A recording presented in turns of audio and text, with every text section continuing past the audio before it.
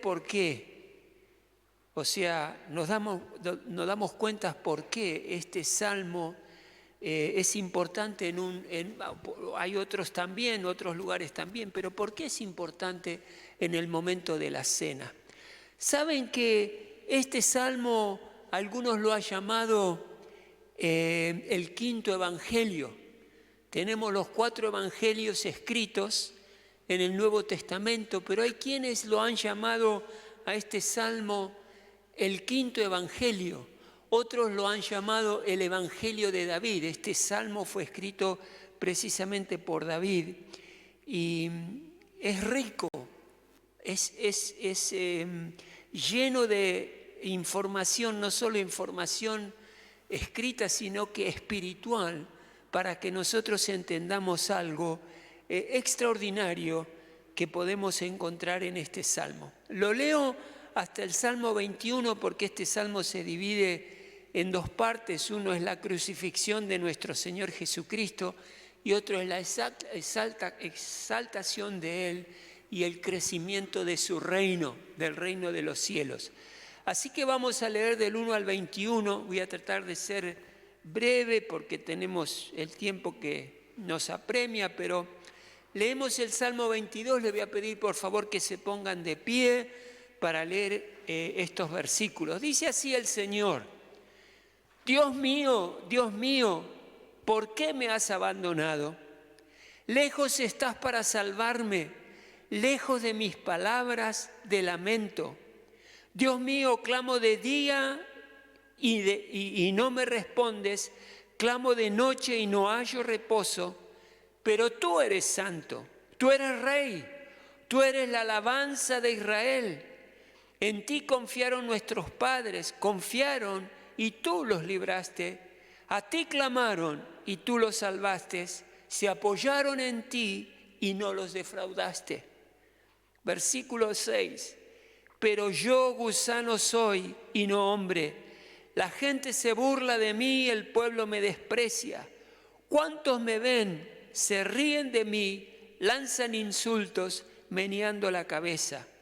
Este confía en el Señor, pues que el Señor lo ponga a salvo. Ya que en Él se deleita, que sea Él quien lo libre. Pero tú me sacaste del vientre materno, me hiciste reposar confiado en el regazo de mi madre. Fui puesto a tu cuidado desde antes de nacer, desde el vientre de mi madre, mi Dios eres tú. No te alejaste de mí, no te alejes de mí, porque la angustia está cerca y no hay nadie que me ayude. Muchos toros me rodearon, fuertes toros de Basán me cercan. Contra mí abren sus fauces, leones que rugen y desgarran sus presas. Como agua he sido derramado, dislocado están todos mis huesos. Mi corazón se ha vuelto como cera y se derrite en mis entrañas. Se ha secado mi vigor como una teja. La lengua se me pega al paladar. Me has hundido en el polvo de la muerte.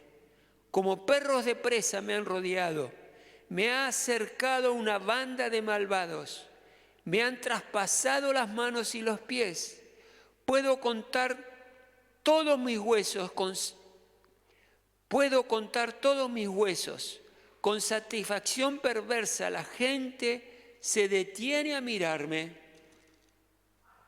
Se reparten entre ellos mis vestidos y sobre mi ropa echan suertes. Pero tú, Señor, no te alejes, fuerza mía, ven pronto en mi auxilio. Libra mi vida de la espada, mi preciosa vida del poder de esos perros. Rescátame de la boca de los leones, sálvame de los cuernos de los toros. Amén. Amén. Pueden tomar asiento. Como podrán apreciar, este salmo es una descripción extraordinaria de los sufrimientos por los cuales tuvo que pasar nuestro Señor Jesucristo. Y es rico no solo en la información de los hechos que nuestro Señor Jesucristo vivió, sino de lo que Él pensaba del momento en el cual estaba siendo sacrificado. ¿Vieron cuando estábamos hablando cómo él se vinculaba y pensaba que estaba siendo rodeado y estaba siendo asediado por perros de presa, de toros de Basán, que son unos toros fuertes de una zona que hay ahí en Basán? Así que, como les decía, hermanos, este es un salmo que ha sido llamado el quinto salmo, el quinto evangelio, porque realmente habla acerca de la salvación a través de la crucifixión y del derramamiento de la sangre de nuestro Señor Jesucristo. Y podemos ver cómo él se sentía, cómo él estaba pensando en ese momento de sufrimiento. Muchos hemos visto películas acerca de Jesús, acerca de la crucifixión, pero lo que estaba en sus emociones, en su interior, no se puede expresar a través de una película. Y acá el salmista lo logra en una forma poética, de una manera extraordinaria y brillante, que realmente nos ayuda a entender lo que nuestro Señor Jesucristo pasó y sufrió por nosotros.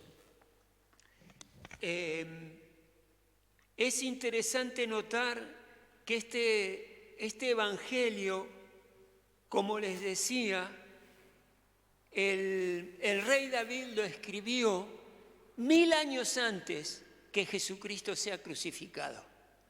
Así que si alguno duda de la veracidad de la Biblia o piensa de que la Biblia no es realmente palabra de Dios, ¿cómo este hombre, 1000 años antes de que se lleve adelante la crucifixión de nuestro Señor Jesucristo, pudo escribir un salmo poético como el que acabamos de leer?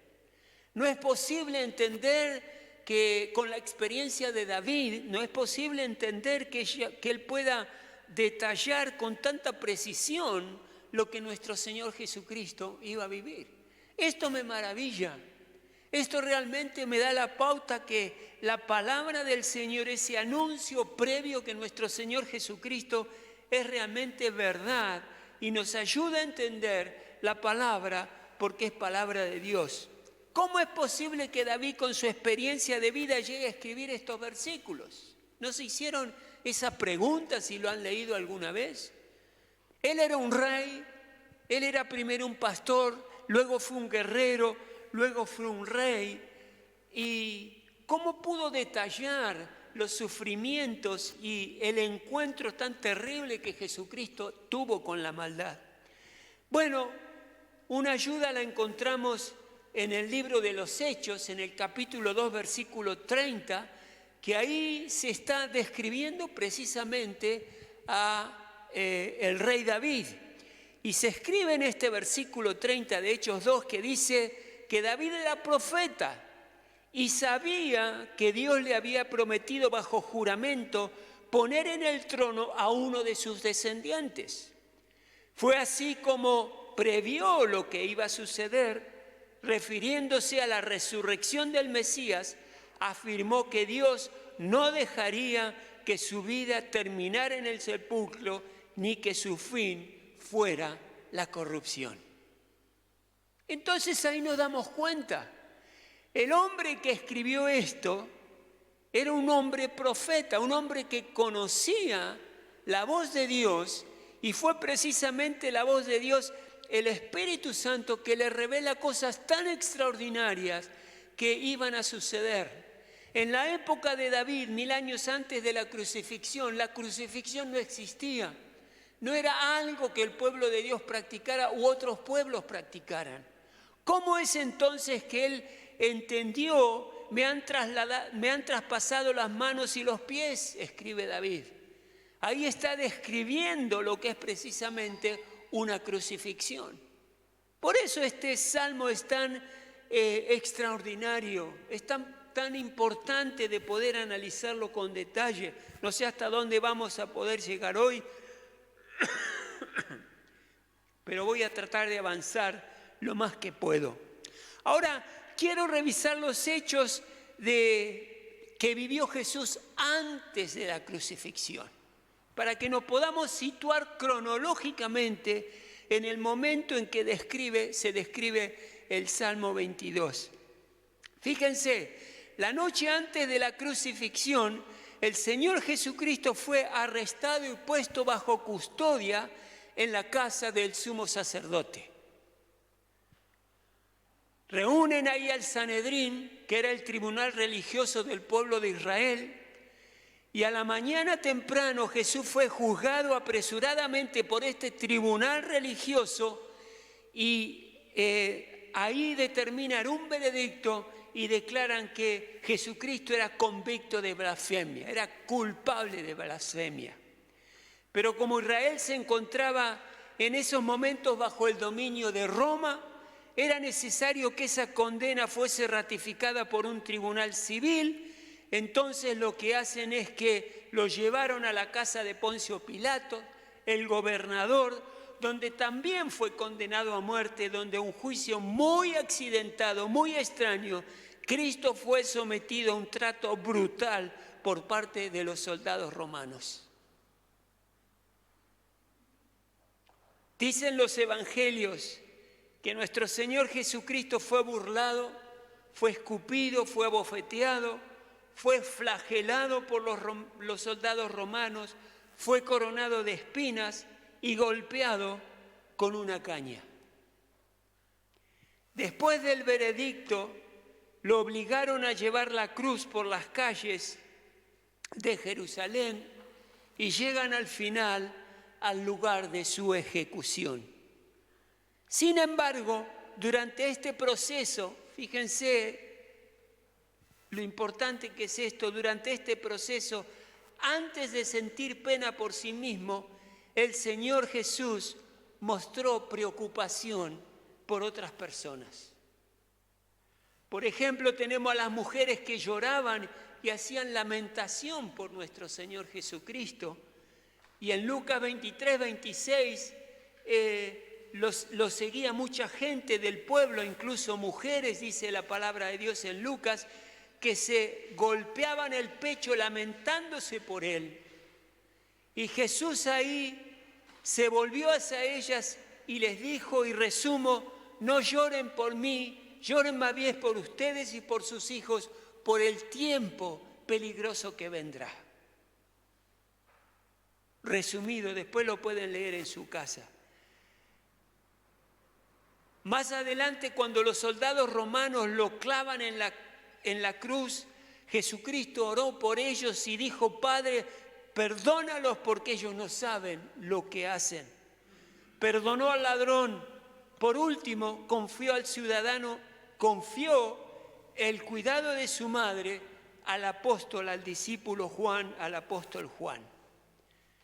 A las 9 de la mañana, hermanos, a las 9 de la mañana es crucificado Jesucristo y a las 12 horas del mediodía una densa tiniebla cubrieron la tierra durante 3 horas. Jesús realmente ahí sufre la muerte.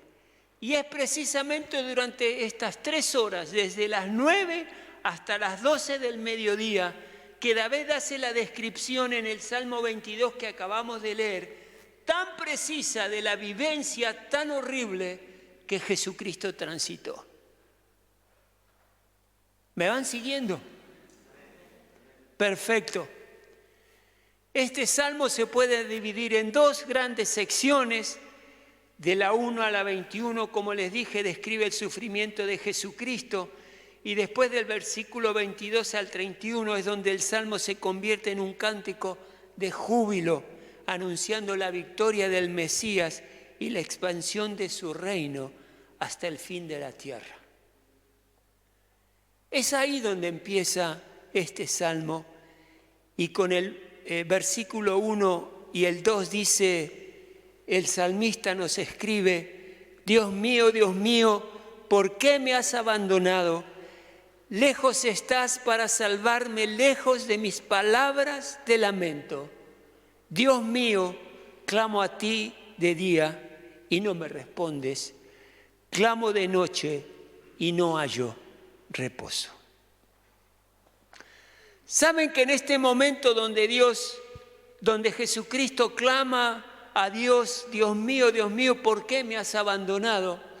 Este abandono del cual está expresando el salmista que nuestro Señor Jesucristo sufrió es real. Fue un abandono concreto, no era una sensación, no era un estado de soledad y separación, eran reales. Él estaba literalmente viviendo una muerte espiritual, porque su Dios, su Padre, lo había abandonado. Nosotros podemos sentir que se ha alejado de nosotros porque hace tiempo que estamos pidiendo algo, orando por una situación de la cual queremos que nuestro Señor intervenga y la respuesta no viene. Nos invade entonces la sensación de lejanía de parte de Dios, pero esa sensación es sensorial, es emocional, no es real. ¿Por qué? Porque la palabra de Dios precisamente nos habla en Romanos 8:37, dice, sin embargo, en todo esto somos más que vencedores por medio de aquel que nos amó. Pues estoy convencido que ni la muerte, ni la vida, ni los ángeles, ni los demonios, ni lo presente, ni lo porvenir, ni los poderes, ni lo alto, ni lo profundo, ni cosa alguna en toda la creación podrá apartarnos del amor que Dios nos ha manifestado en Cristo, Señor nuestro. ¿Estás convencido de esto? ¿Estás convencido de que realmente nada me va a apartar del amor de Dios, aunque yo no escuche la voz de Dios, aunque Él esté tardándose en la respuesta que estamos necesitando? Ese Satanás inmundo que quiere atornillarnos en la mente que nuestro Dios no nos va a contestar, que Dios está lejos, que Dios nos abandonó, esa inmunda pensamiento que a veces Satanás quiere ponernos, es totalmente obra del enemigo y tenemos que rechazarlo en el nombre de Jesús. Porque está la promesa concreta de que el amor de Dios no nos va a abandonar, porque lo hemos conocido, somos sus hijos y Dios es un Padre que no abandona a sus hijos y a su creación. Gloria a Dios por eso. Pero Cristo fue hecho pecado para que nosotros seamos justificados. Ahora, ¿por qué Dios lo abandonó a Jesucristo? ¿Por qué? Saben que acá en Habacuc 1, versículo 13 dice, son tan puros los ojos, hablando de Dios, son tan puros tus ojos que no puedes ver el mal. Ese era un momento donde Cristo estaba cargando el pecado de la humanidad, tu pecado y mi pecado. Isaías 53:6 dice, todos andamos perdidos como ovejas, cada uno seguía su propio camino, por eso tenía que venir Jesucristo. Es difícil entender para nosotros que toda la ira de Dios cayó sobre Jesucristo. Es difícil entenderlo. Yo me paraba, digamos, literalmente hablando, ¿no?, en la lectura de la palabra de Dios y ¿cuánto de la ira de Dios tuvo que soportar Jesucristo? Toda la ira de Dios. Y sabes que nosotros tomamos el pecado a la ligera, pero Dios no lo toma a la ligera de ninguna manera. Imagínense el trayecto, la agonía que tuvo que pasar nuestro Señor Jesucristo por nuestros pecados para que tengamos un camino de salvación. ¿Les parece que con este ejemplo Dios toma el pecado a la ligera? Seguro que no, seguro que no. Somos nosotros que queremos minimizar o ignorar el impacto espiritual que tiene el pecado contra Dios y que nos arruina la vida. El Señor de la gloria lo hizo descender a lo más bajo. El herido y despreciado clamaba ser el Hijo de Dios y el Salvador del mundo, Y los que estaban alrededor de él tomaron estas palabras para precisamente burlarse de Jesús. Utilizando la palabra de Dios, se burlaban de él. Decía, cuantos me ven se ríen de mí, lanzan insultos meneando la cabeza. Este confía en el Señor, pues que el Señor lo ponga a salvo. Usaban la misma palabra del Señor para burlarse, como para que la palabra esa le dé vuelta y le retuerce dentro y se dé cuenta de la soledad que estaba viniendo. Ya que en Él se deleitan, que sea Él quien lo libre, Dios quien lo libre. Pero fíjense lo que pasa por la mente de Cristo Jesús, el pensamiento que Él tiene en ese momento de agonía. Y síganme, por favor, en el versículo 9 dice, pero tú me sacaste. Pero antes de eso les comento algo, les quiero comentar algo. Después que Jesús dice, clamo de noche y no hallo reposo, en el versículo 2, Jesucristo está pensando esto, pero tú eres santo, dice Jesús. Tú eres rey, tú eres la alabanza de Israel. En ti confiaron nuestros padres, confiaron y tú los libraste. Ahí Jesucristo está como repasando la historia de las grandes cosas que Jesús ha hecho, las liberaciones y los actos de liberación y milagro que Dios había hecho sobre el pueblo de Israel. A ti clamaron y tú los salvaste, se oyeron en ti, se apoyaron en ti y no los defraudaste. Ahí Jesucristo está en su mente pensando, pero si ellos fueron librados de esto, yo también en algún momento voy a ser librado de esta agonía y de esta muerte espiritual que estoy viviendo. Y otro pensamiento que tiene Dios que le reconforta el alma, Jesucristo le reconforta el alma en el versículo 9, pero tú me sacaste del vientre materno, me hiciste reposar confiado en el regazo de mi madre. Fui puesto a tu cuidado desde antes de nacer, desde el vientre de mi madre, mi Dios eres tú. ¿Qué está recordando ahí el Señor Jesús? Que Dios lo había puesto al cuidado de María y de José. Y está recordando que en el momento en que Jesucristo fue perseguido de bebé, fue perseguido por Herodes para matarlo, Dios lo protegió y lo guardó. Y eso estaba trayendo fuerza a su espíritu, estaba trayendo aliento en ese momento de agonía. La agonía no había pasado. No te alejes de mí porque la angustia está cerca y no hay nadie que me ayude, dice el Señor Jesucristo en el versículo 11.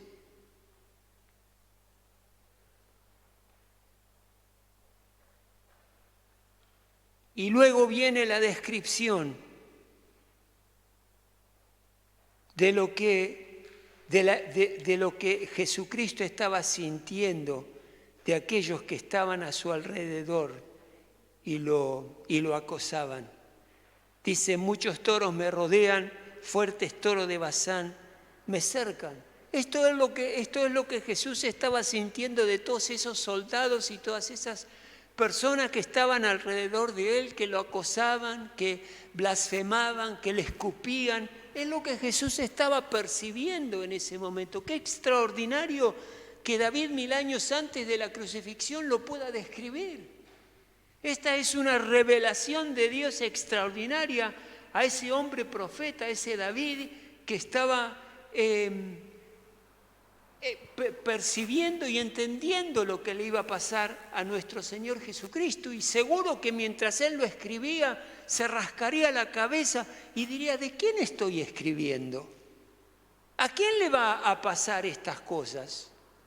Seguro, porque él estaba profetizando un hecho de que ni siquiera Jesucristo había nacido. ¿Cómo percibía Jesús a la multitud al pie de la cruz? No solo le negaron la más mínima muestra de compasión a Jesús, sino que se mostraron amenazantes y crueles hasta el fin, los que los rodeaban. ¿Y cómo los percibía Jesús? Se ve rodeado de animales salvajes sedientos de sangre, toro de Bazán, leones que rugen, perros de presa. Me han rodeado una parva de malvados. Sin duda, era una fuerza demoníaca que exacerbaba el odio de estas criaturas en contra de su Creador. Esto es lo que Jesús en ese momento estaba sintiendo y voluntariamente decidió colocarse en esa situación tan vulnerable. Él se quedó ahí, firme. Su completo agotamiento lo podemos ver en los versículos 14 y 15, donde dice: como agua he sido derramado, dislocado están todos mis huesos, mi corazón se ha vuelto como cera y se derrite en mis entrañas.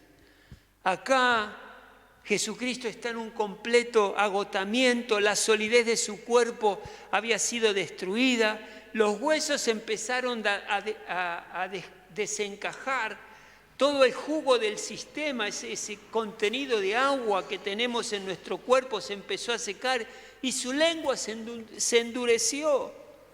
La mano invisible de Dios estaba actuando en todos los acontecimientos. Dios estaba consciente y se estaba cumpliendo su plan. Aunque el mismo Cristo sabía que los hombres perversos no estaban actuando como títeres de Dios, porque no eran títeres de Dios, sí eran responsables de todo lo que estábamos haciendo. Y sabe que tanto vos como yo somos responsables también, porque tenemos dos opciones.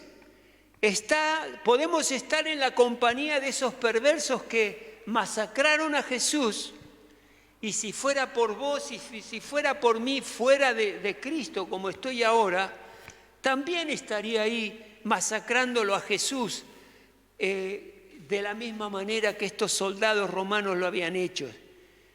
Pero también está la posibilidad de buscar a Jesús, buscar la compañía de Él, como lo hizo, por ejemplo, el ladrón en la cruz, que lo reconoció a Jesucristo como el Mesías, lo reconoció como el Hijo de Dios, como el Señor y Salvador. Estos hombres no eran títeres de Dios, eran como una jauría de presa rabiosa rodeando precisamente la presa en los versículos que acabamos de leer, hasta el 16 al 18. Como perros de presa me han rodeado, me han cercado como una banda de malvados. Miren lo que tuvo que pasar nuestro Señor Jesucristo por nuestros pecados. Y Marcos, si leemos el Evangelio de Marcos en el capítulo 15, 24, dice: y lo crucificaron, repartieron su ropa, echando suertes para ver qué le tocaría a cada uno. Él no rehusó morir porque en ese momento estaba gozándose por lo que vendría. El amor que Él nos tenía, lo tenía ahí en la cruz y se estaba gozando por lo que vendría. Y fíjense, y con esto voy a terminar la parte bíblica, después voy a la parte práctica. Se acordarán del Señor, esto lo escribe en el Salmo 22, 27, se acordarán del Señor y se volverán a Él. Todos los confines de la tierra, ante Él se postrarán todas las familias de las naciones. Nosotros, acá en este lugar, y los que me están oyendo que conocen a nuestro Señor Jesucristo, somos esas familias de las naciones que se postrarán delante del Señor. Y ese momento llegó para nosotros, porque el Señor es el reino, porque del Señor es el reino, Él gobierna sobre las naciones. Y Jesucristo estaba disfrutando esto dentro de su agonía, porque sabía que el tiempo de refrigerio iba a llegar y Él ya lo estaba disfrutando de una manera que es difícil de entender, pero Él lo podía vivir porque estaba cumpliendo con esa voluntad a la cual Dios lo había sometido. Aplicación práctica. Hoy estaremos tomando el pan, partiendo el pan y tomando el vino de acuerdo a lo que Jesucristo instituyó en el contexto de su muerte. Pero antes quiero decirte que aprendemos 3 cosas de estos pasajes que hemos leído. Nos muestran estos pasajes que acabamos de leer de lo que Jesucristo vivió, nos muestra la intensidad del amor de Dios hacia nosotros.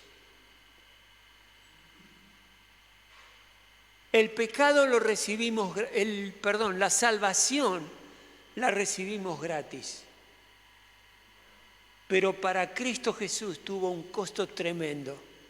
Para el reino de Dios tuvo un costo tremendo. No fue barata para nada. Y gracias a Él podemos y tomamos esa palabra que dice, porque tanto amó Dios al mundo que dio a su Hijo unigénito, para que todo el que en Él cree no se pierda, sino que tenga vida eterna. Romanos 5:6, a la verdad, como éramos incapaces de salvarnos, en el tiempo señalado, Cristo murió por los malvados. Difícilmente habrá quien muera por un justo, aunque tal vez haya quien se atreva a morir por una persona buena. Pero Dios demuestra su amor por nosotros en esto, en que cuando todavía éramos pecadores, Cristo murió por nosotros. Tal vez me estés escuchando en este momento y te sientas abandonado, te sientas abrumado porque Dios está lejos de ti. Y eso no es verdad. El diablo siempre trata de susurrar a nuestros oídos y decirnos, ¿ves que tu padre promete cosas que al final no cumple? ¿No te pasó eso por la mente en algún momento? Pero la verdad es que Dios no te abandonó, no te abandonará y nunca cambiará. Esa es nuestra realidad. Esa es la firmeza sobre la cual nuestra fe está fundamentada. El punto 2. ¡Qué bienaventurados somos aquellos que tenemos a Cristo como el Salvador de nuestras almas! ¿Habrá un amén por ahí? ¡Qué bienaventurados somos aquellos que tenemos a Cristo como el Salvador de nuestras almas! ¿Saben que Cristo nos vino a rescatar para que no vayamos al infierno? Yo no sé si ustedes han estudiado, analizado, leído acerca de las consecuencias del infierno, pero es un lugar tan terrible donde estar, que no tiene que brotar palabras de alegría y de gozo cuando sabemos que nosotros hemos sido salvos y limpiada nuestra alma por la sangre de nuestro Señor Jesucristo. Juan 17:3 dice, y esta es la vida eterna. Si alguna vez le preguntan, ¿qué es la vida eterna? Esta es la vida eterna, que te conozcan a ti, o sea, que conozcan a Dios, el único Dios verdadero, y a Jesucristo, su Hijo, a quien Dios ha enviado. Que lo conozcamos a Él, y gracias porque lo hemos conocido. Y el punto 3, Dios no toma el pecado a la ligera. ¿Qué dije? Dios no toma el pecado a la ligera. Ese pecado que nosotros vemos como poca cosa fue lo que llevó a Jesucristo a la cruz. Ese pecado que nosotros tomamos como poca cosa fue lo que llevó a Jesucristo a la cruz. No, pero sí, ¿qué va a pasar con...? Imagínense Eva, la madre Eva del Génesis, comer una fruta. del árbol prohibido. ¿Qué puede pasar con algo así? ¿Qué consecuencias tuvo? Tremendo. Toda la humanidad infectada con el pecado de la rebelión. Por eso tened cuidado, porque ese pecado que nosotros vemos como poca cosa fue lo que lo llevó a nuestro Señor Jesucristo a la cruz. Los mayores dolores de nuestro Señor Jesucristo no fueron los azotes, no fueron tampoco sus manos y sus pies cuando fueron traspasadas por los clavos de hierro. Sus mayores dolores fueron tus pecados y los míos. Eso es lo que le hizo doler realmente el corazón a Dios y a su Hijo. Sus mayores dolores fueron la ira de Dios que Él tuvo que recibir sobre sus espaldas por tu culpa y la mía. Y así a través de la historia. No tomemos el pecado a la ligera porque Dios no lo toma a la ligera.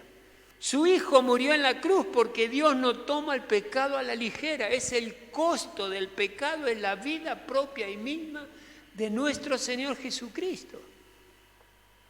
Por ahí, amigo, me estás escuchando, estás sin Cristo y yo te pregunto, ¿cómo vas a escapar de una tribulación tan grande? ¿Cómo vas a escapar del infierno el día que mueras o que Cristo venga?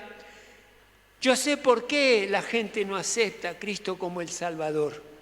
Porque yo también fui incrédulo. Yo hubo un tiempo en mi vida en que no creía en lo que Dios me decía. Y fíjense, el incrédulo no cree por falta de evidencia, porque la palabra de Dios es evidencia de lo que Dios hace por el hombre y la mujer que tanto ama. La Biblia está escrita, es la palabra de Dios. También está la creación que nos rodea, donde las huellas dáctiles de nuestro Señor Jesucristo se pueden ver por todas partes. Pero ¿cómo alguien puede creer por ver el horizonte, por ver las montañas, por ver una flor, por ver un pájaro, por ver? Sí. La expectativa de nuestro Dios es que realmente creamos en lo que Él ha creado y lo creó para nosotros. Ahí no sé de dónde, en el fondo de nuestra casa, ahí le estamos haciendo competencia a los Pechi, competencia a los Montenegro. Creció una planta de zapallo. Yo hubiese querido cedro. ¿Vieron el cuento eso que para hacer un cedro Dios toma 30 años y un zapallo enseguida? Creció esa planta, pero es enorme como está. Y ya tiene como no sé cuántos zapallitos. Le vamos a devolver los ajíes por los zapallitos.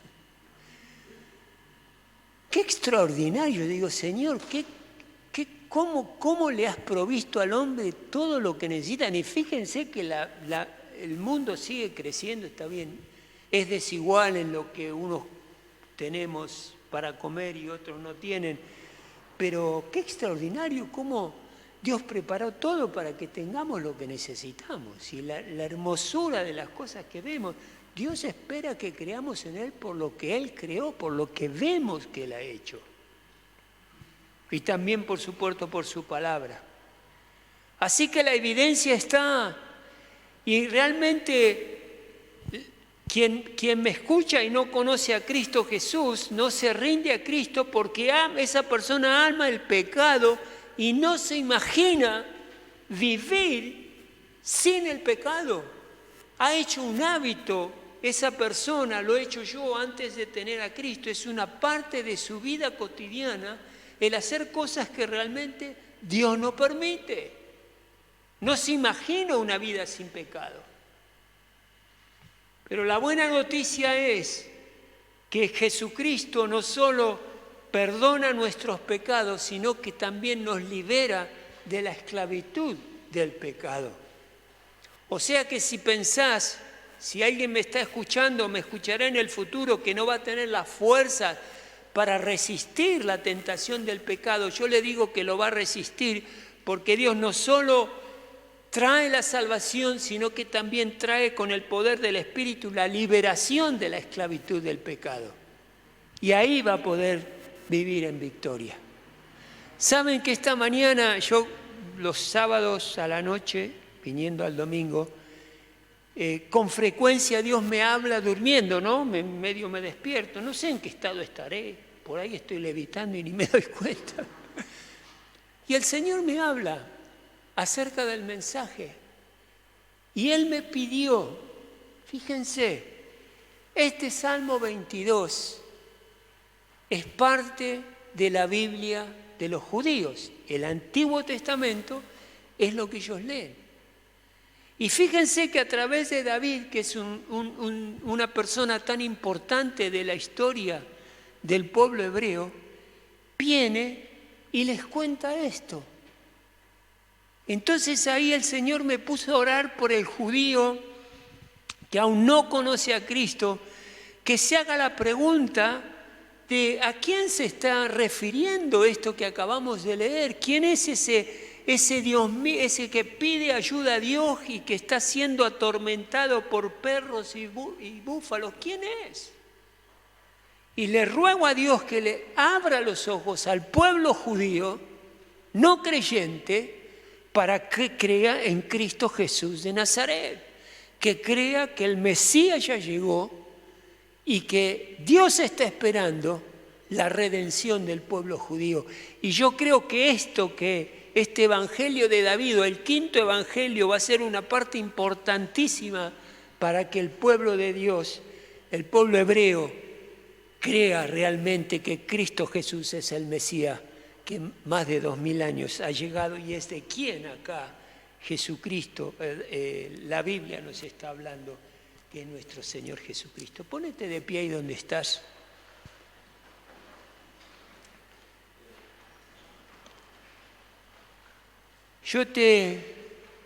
Cerrá tus ojitos ahí.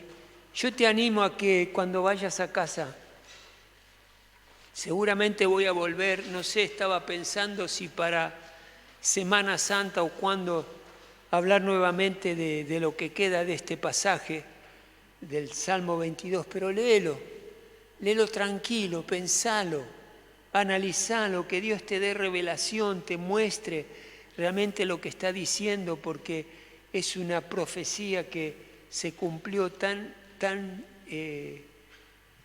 igual a lo que se describe ahí, que es asombroso, y ahí nos damos cuenta que es la palabra de Dios. Señor, te damos gracias por tu palabra.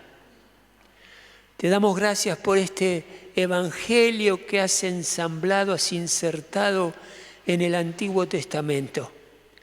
Y queremos darle gracias a nuestro Señor Jesucristo, porque Él se mantuvo fiel a los planes de su Padre, nuestro Padre Celestial. Y Jesús, te hemos pedido perdón, pero nuevamente te pedimos perdón por haberte llevado a esa cruz, por haberte obligado a que tengas que hacer algo para sacarnos de esta miseria humana, esa naturaleza pecaminosa que tanto nos pesa sin ti, Señor. Te damos gracias, Jesucristo, porque te entregaste completamente, soportando el sufrimiento que nosotros tendríamos que haber sufrido por ser pecadores y estar condenados por el pecado. Pero te fijaste en nosotros, tuviste esa fe que algún día aquellos que aún no te conocían te iban a conocer. Te damos gracias porque oraste por mí, Jesucristo, cuando estabas en cuerpo humano, y oraste por cada uno de nosotros que estamos en este lugar. Gracias, Jesucristo, gracias. Y te damos gracias por tu palabra a través de este Salmo 22, que tanto ilumina nuestra mente y nos da a conocer la tribulación y la agonía que tuviste que pasar para que nosotros alcanzáramos salvación. Y Jesucristo, hoy te queremos honrar, a través de esta cena que vamos a celebrar, que vos has instituido para recordar tu muerte. Queremos honrarte, queremos bendecirte. Queremos decirte muchas gracias, Jesús. Muchas gracias, Jesús. Qué grande que eres. Qué grande y extraordinariamente maravilloso que eres. Gracias, Jesús. Gracias por esa muerte que en medio de tanto dolor y de tanta angustia trajo tanta bendición a la humanidad. Y te rogamos, Dios, que aquellos que aún no te conocen o aquellos que se han alejado, pronto estén siendo reconciliados contigo. Hacé que esos corazones de piedra, esos corazones incrédulos, sean transformados por el poder de tu palabra en corazones de carne, corazones sensibles, deseosos de recibirte.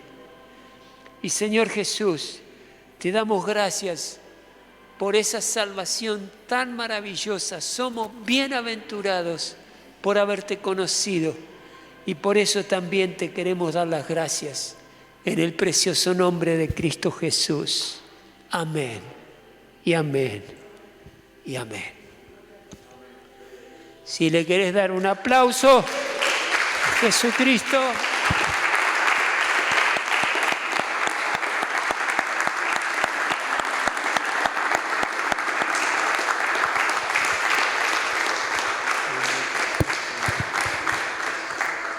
Tomen asiento, hermanos, vamos a prepararnos para celebrar la cena del Señor.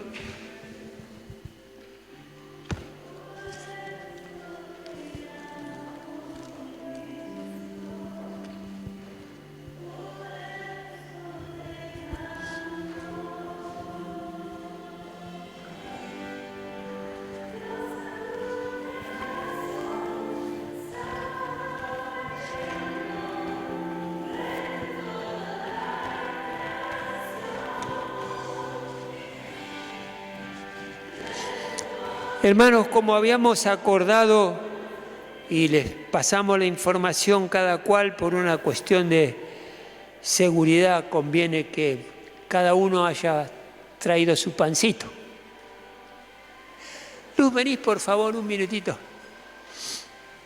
La pastora quería saludarlos y tener una palabra con ustedes.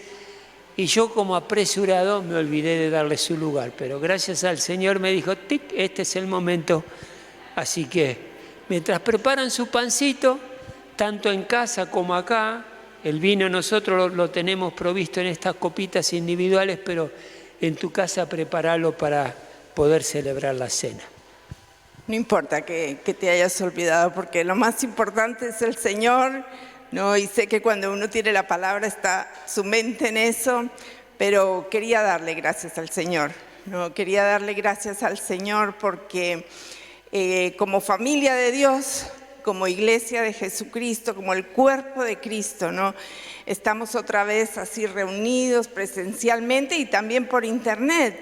Pero ese amor hoy, desde que leyó Loli los primeros versículos, las alabanzas, todo del amor de Dios, ¿no? Y después con este salmo, la verdad que conmueve nuestro corazón de todo lo que Dios ha hecho por nosotros, cómo nos ha librado de ese pecado y cómo nos ama ese amor de Dios y bueno, que lo podamos seguir conociendo a Él, ¿no? Conociendo de su amor, su ternura, su misericordia, pero también de su justicia.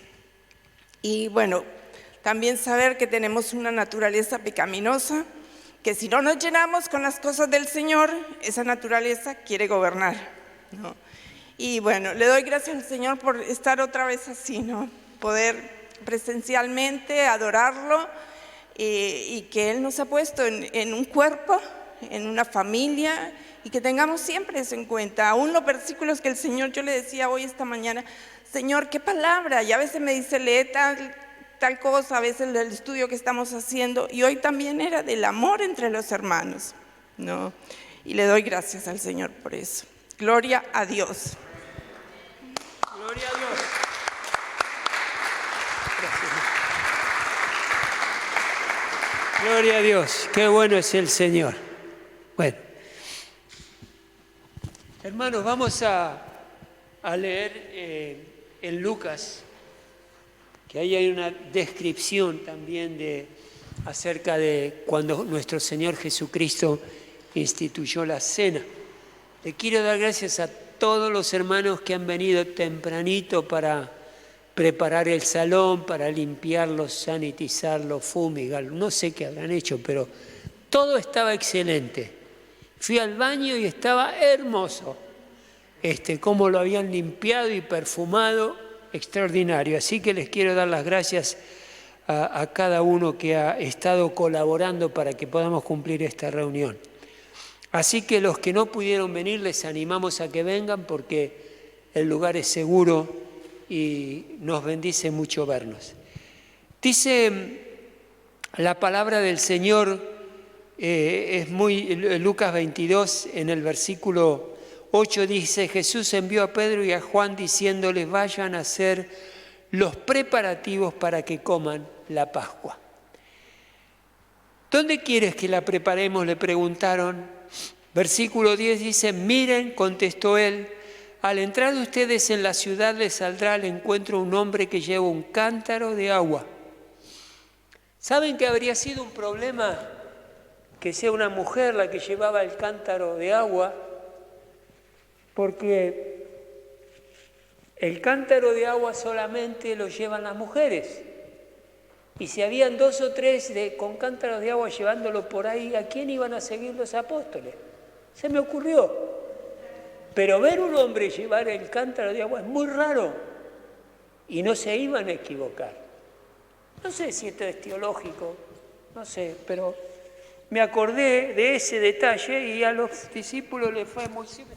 ¿Vieron cómo Dios prepara el camino para que no tengamos mucha dificultad en cumplirlo, lo que Él nos dice? Casi los preparó, le dejó la pelota picando, como decimos, y entraron muy bien. ¿Dónde quieres? Miren, contestó él, al entrar ustedes en la ciudad les saldrá al encuentro un hombre que lleva un cántaro de agua.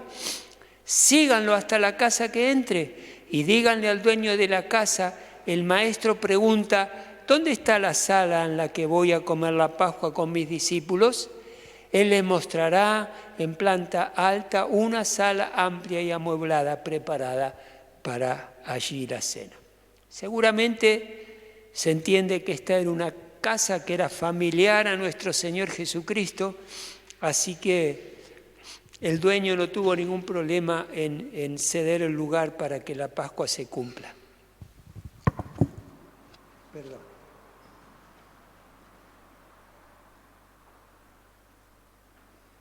Cuando llegó la hora, ellos fueron y encontraron todo tal cual les había dicho Jesús, así que prepararon la Pascua. Versículo 14, cuando llegó la hora, Jesús y sus discípulos se sentaron a la mesa. Entonces Él dijo: he tenido muchísimo deseo de comer esta Pascua con ustedes antes de padecer. Y uno se pregunta, ¿por qué habrá Jesucristo tenido tanto deseo de tomar esta Pascua antes de padecer? Bueno, uno de los motivos es porque Él los iba a abandonar. O sea, en las circunstancias así físicas en que ellos estaban, espiritualmente no los iba a abandonar, pero físicamente sí. Una de las cosas era precisamente eso, que los iba a abandonar. Y quería también preparar a los discípulos para cuando Él se fuera. Vieron que tuvo todo un diálogo con ellos en esa cena. Y el punto 3 es también para instituirlos en la cena del Señor, para que esa cena se lleve adelante como la estamos haciendo ahora.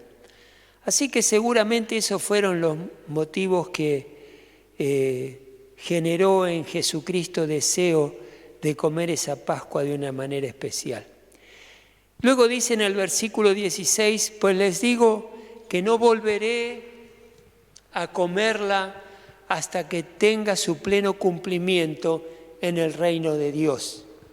Tomó la copa, dio gracias y dijo, tomen esto y prepárenlo entre ustedes. Les digo que no volveré a beber el fruto de la vida hasta que venga el reino de Dios. También tomó pan y después de dar gracias lo partió y se lo dio a ellos y dijo, este pan es mi cuerpo entregado por ustedes, hagan esto en memoria de mí.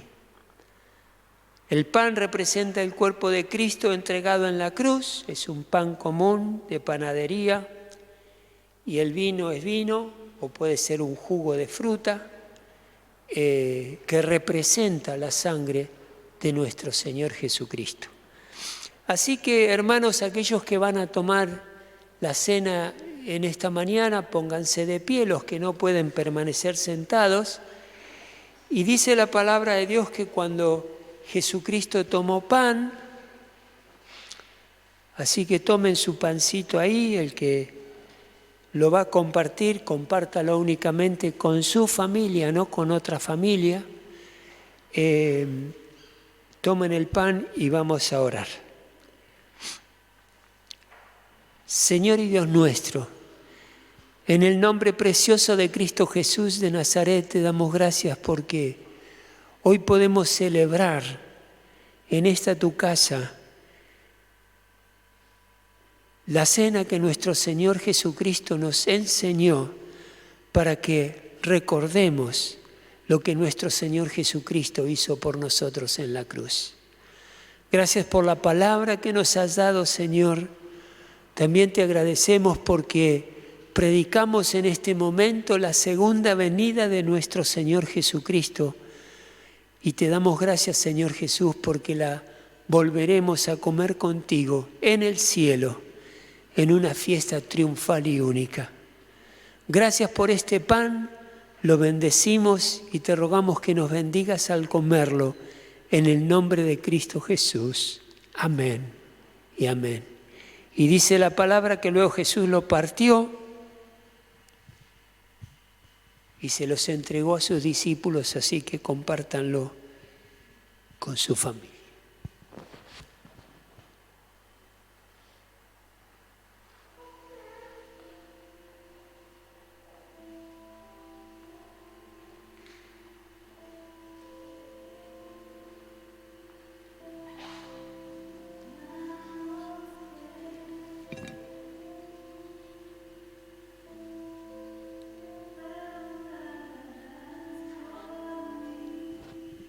¿Todos tienen su trocito de pan? ¿Sí? Comemos con gratitud en el nombre de nuestro Señor Jesucristo.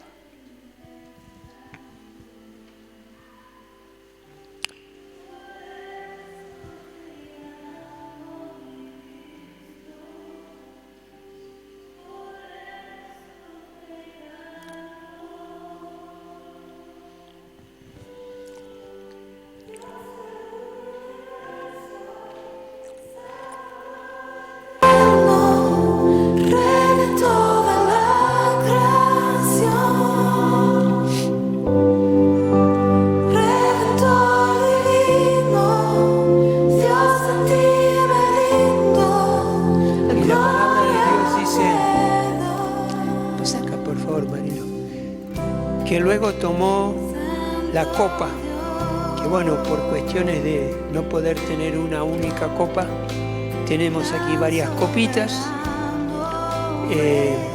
Tomen una, beban el vino y después si ven detrás de los bancos tienen un pequeño alojamiento para poner las copas una vez vacías.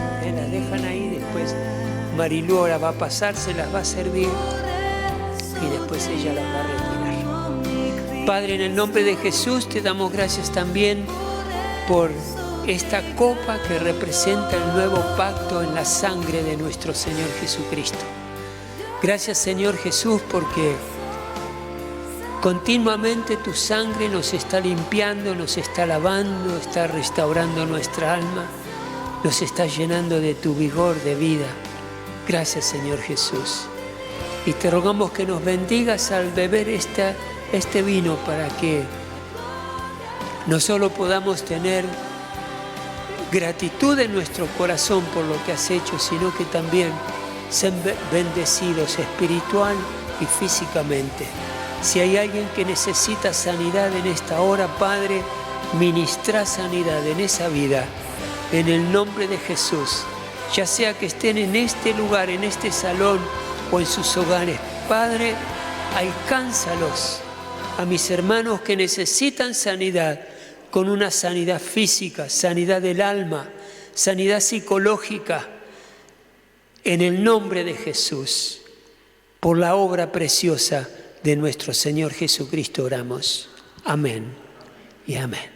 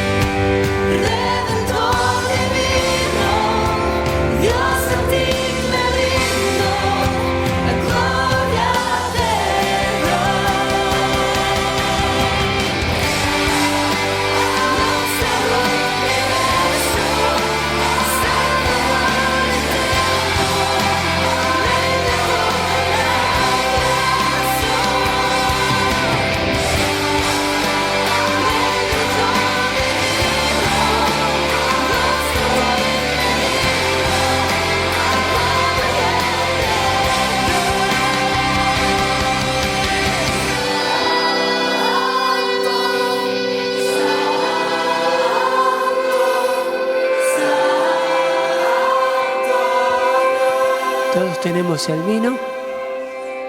Nos retiramos por un minuto el tapaboca para tomar el vino y después se lo vuelven a colocar, ¿sí? Tomamos en el nombre de nuestro Señor Jesucristo, agradecidos por su obra.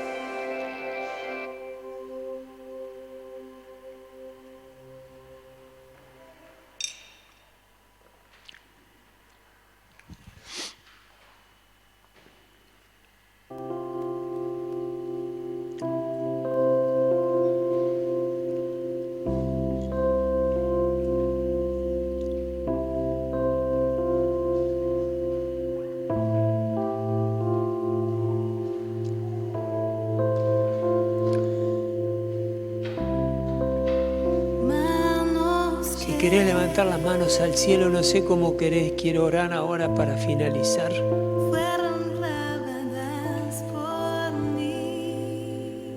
Estoy muy agradecido al Señor por este culto, por este tiempo de celebración. Lo bendecido que me siento en ver los hermanos. Realmente reconforta mi corazón. Y Señor y Padre del cielo y de la tierra, te damos gracias porque nos has permitido y concedido tener este tiempo en tu presencia. Cuánto valoramos en nuestros corazones el tiempo de alabanza que hemos tenido, tu palabra. Este momento tan significativo para toda mujer y todo hombre que te ha conocido, Jesús, poder tomar esta cena es simplemente maravilloso y nos sentimos bendecidos y por eso te damos las gracias. Señor, guardanos volviendo a casa, concédenos tener un fin de este día domingo contentos y llenos de tu presencia. Te rogamos, Padre, que aquellos hermanos que están sospechados de tener coronavirus, que se están analizando para ver el resultado. Te ruego que todos los test que se hagan sean negativos, que ellos puedan estar bien, que el domingo que viene puedan estar acá presentes, porque están sanos, completamente sanos. Y Señor, aquellos que están padeciendo esta enfermedad, te rogamos que guardes su salud, abriles el sistema respiratorio para que puedan respirar sin ninguna dificultad, Padre. Suprimí todo avance del virus, frenalo, apagalo, Señor, para que ellos pronto se puedan restaurar. Mi hermana y mi cuñado en Santa Cruz de la Sierra, Bolivia, se contagiaron de coronavirus, pero le damos muchas gracias al Señor porque fue algo muy leve. Ellos son mayores que yo inclusive, pero el virus fue muy leve. Los síntomas eran muy simples y sencillos de un resfrío y ya están bien. Y en nombre de ellos le doy gracias a Dios por todos aquellos que se han sanado y se sanarán. Oramos en el precioso nombre de Cristo Jesús. Amén y amén. Gloria a Dios, hermanos.